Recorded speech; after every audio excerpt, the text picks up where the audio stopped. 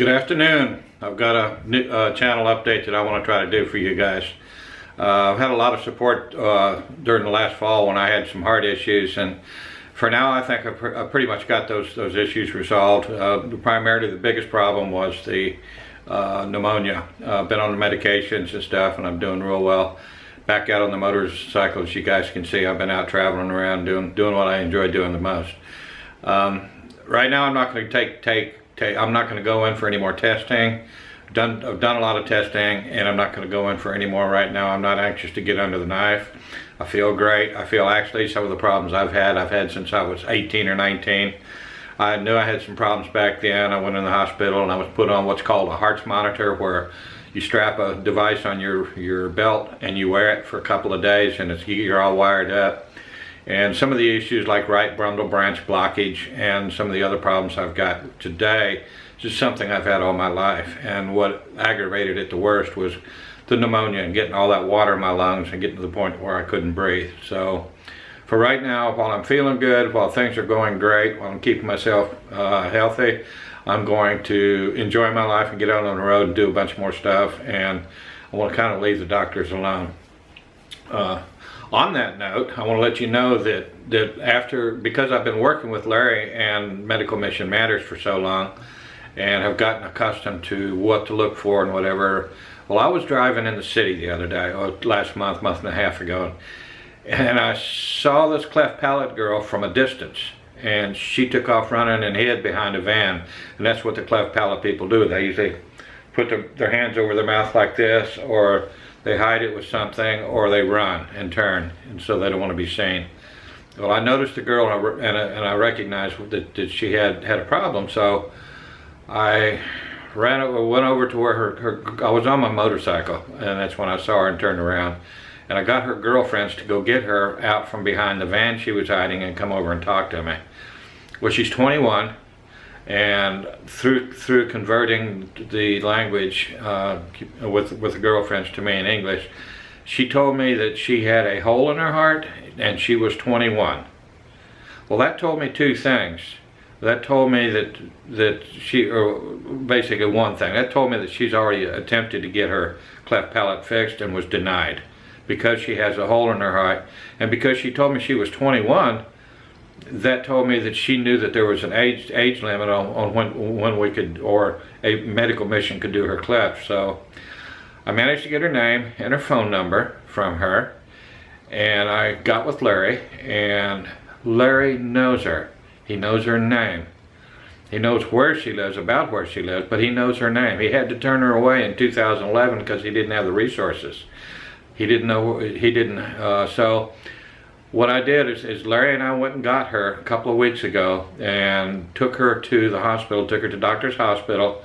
Really, really good cardiologist there, and we ran a 2D echo on her, and we got some pretty unsavory results, got some bad report on her. She has a 1.1 centimeter hole through her heart, allowing the blood just to cross back and forth, and one of her valves is leaking. And she's also got what's called high pressure in her lungs. It's something to do with the blood in her lungs. So we've got the report. We've got the 2D echo report from the surgeon, from the cardiologist. And since in the recent months and couple of years, Larry's been attempting to get some help. He's located up at either Manila Heart Institute or something like that in Manila, and he's got some cardiologists that are working with him. So he's taking the report. He's going to Manila, and he's going to try to get her some help. We're going to try to get her some surgery so we can get her face fixed and keep her alive, because she's, with a heart condition that bad, you just don't know. It's bad. So it's been a good accomplishment. You know, that's a good thing that I was able to recognize the cleft and get her and Larry back together again with Larry's resources. Hopefully we'll be able to get her taken care of.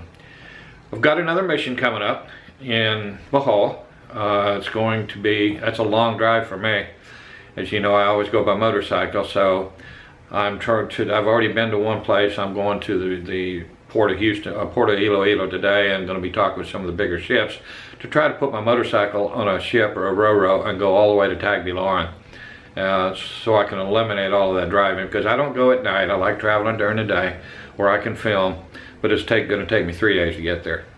1, 2, almost 3 days. Yeah, 3 days to get there and get checked into the hotel and on and off the railroads.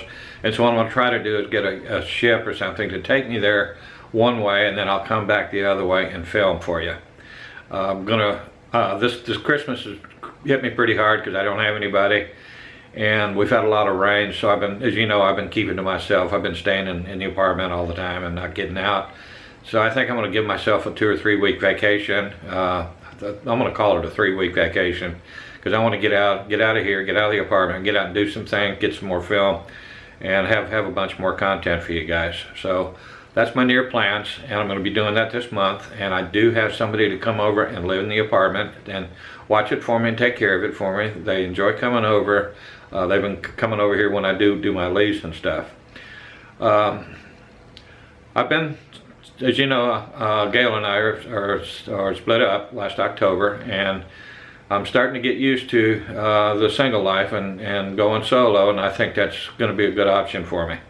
So I don't think you're going to be seeing anybody popping in my videos anymore. It's my choice, and right now I like it, and it's really peaceful. Also, I don't have any issues from the trolls this way either, and I'm going to keep it that way. Got one more little update for you. A couple of things came up. Last year I went, as you know, I've made a couple of videos about the LTO, and coming to the Philippines and learning the ways here and the customs here is, takes a long time, and there's so much to learn. And if you hire a fixer, which is illegal and you're not supposed to do it, then you have to learn it on your own, and it's kind of guesswork as to getting it done. Although I've been pretty successful. Well, something else came up, and that's this sticker here from a motorcycle. This is the 2016 sticker. They did not issue this sticker to me when I got my paperwork. When I got my 2016 registration, they didn't issue it to me. So some of my subs told me, hey Mike, you need a sticker too. You didn't say anything about a sticker. And so I've been meaning to get over to LTO to try to get my sticker. That makes me legal. This is February of 2017. I got my license plate in June of 2016 after a lot of work. And if maybe I'll put a link down below to those LTO videos so you can see them. But I just now today got my sticker. So I'm finally legitimate on the motorcycle after all this time, with the special bolts to hold the license plates on and all those requirements that they have here. Another thing that's interesting, I got my, which way is it? This way. I got my Philippine driver's license today, my hard copy again. I had one before, but it expired. After 3 years it expired. So this is my new one that I got last May, but I've been driving on a piece of paper. They didn't have the plastic. I'm not going to make any comments. I think I know why they didn't have plastic, but recently they've started issuing plastic out to all the LTO offices.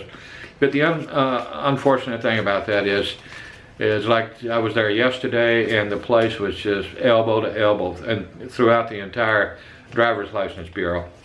And then today I got there at 8:45, and I got out about 11 o'clock, and I feel pretty lucky.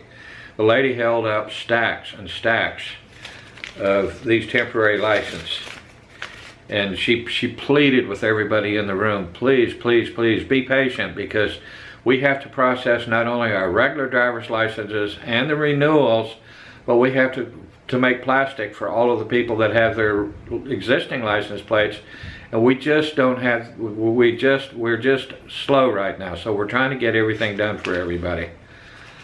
Well, they were real nice. I went up, I said, okay, could I get my paper plate back or my paper license back so I could go on, because I have a lot of things to do. And the guy was real kind. I don't know if he recognized that of course he recognized I was a foreigner, but I was really polite. I had smiles, and I just told him that I needed to go, and he dug through the paperwork, and he pulled out, he dug through the paperwork and told me to sit down. And then nothing happened, and we got another announcement that they were slow and they were real polite. So I went to, and I gave them my ACR card, and the lady said, oh no sir, wait, he's already got it. And then the guy said, I've already printed your license, sir. So they were real polite and real nice, and then they pulled me down to another window and had me sign a little sign-off sheet on it. I got my license, so it was okay. Okay, there was another thing's been going on that's scared the heck out of a lot of us here. It's called the Alien Registration Form.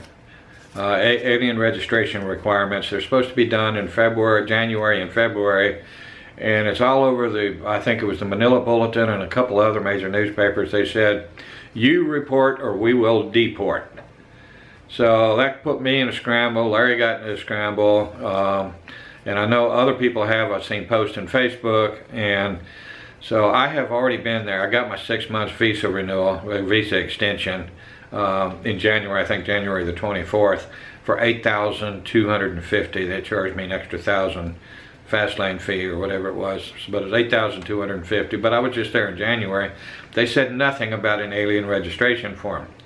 Well, I have a current I-card, good through June, and I don't have to renew it until July when I have to extend my visa again. So I went down there again yesterday, and they said, sir, don't worry about it. You've reported in already. You've extended your license, and you have an ACR card, so you don't need to worry about it. So I just want to let you guys know, don't get into panic. They won't deport you.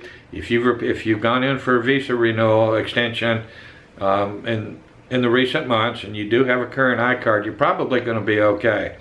If it's convenient, I would say yes. Go down to the BI office and talk to them, because that's one thing you don't want is get crosswise with the BI. Unfortunately, I've been here for over 3 years now. I've been very prompt. I've never had a late day. I've always been prompt, and it's been good for me. Okay, well that's it. That's the roundup. I'm not sure what I'm going to do. It's going to be tough on me financially for this big trip, but that's one thing I got to do is have a little fun, especially if things start to go sour for me, my health-wise. At least I'll have a chance to get out and do another 2 or 3 week trip. Probably it's going to be 3 weeks, and it may go to 4, because I have no idea where I'm going to go or what I'm going to do. That's another thing too.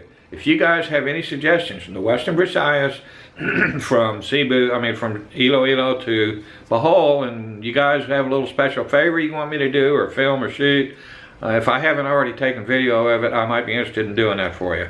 So let me know, keep in touch, and thanks for watching my Philippine journey. I appreciate you guys, I really do.